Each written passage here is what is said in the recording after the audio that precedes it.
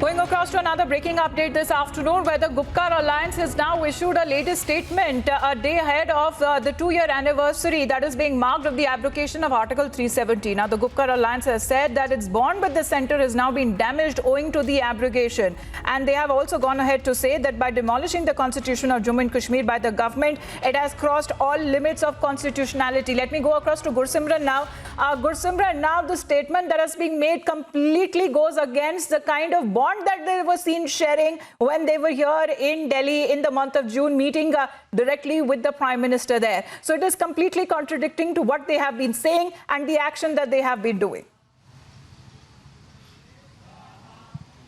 Amita, politicians in Kashmir are known for this, that they speak something in New Delhi, something in Jammu and something in Kashmir Valley. And this is what exactly they are doing.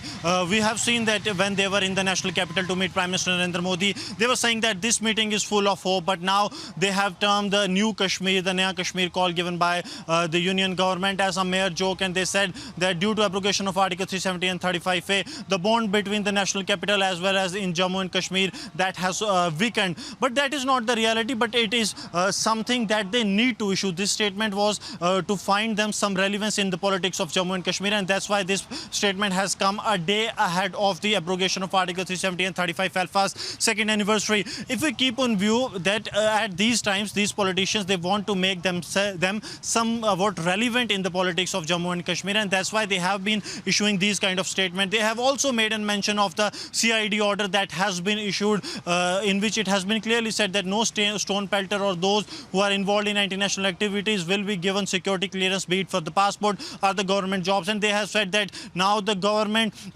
is dictating these kind of orders. So this is something these political parties know are in favor of the Jammu and Kashmir, but they are they seem to be duty bound to come out with these because they want themselves to be relevant in Jammu and Kashmir. Not only this, they have made several other mentions, including they have said that the people in Jammu and Kashmir, they are being harassed, media is being forced to remain silent and whatnot.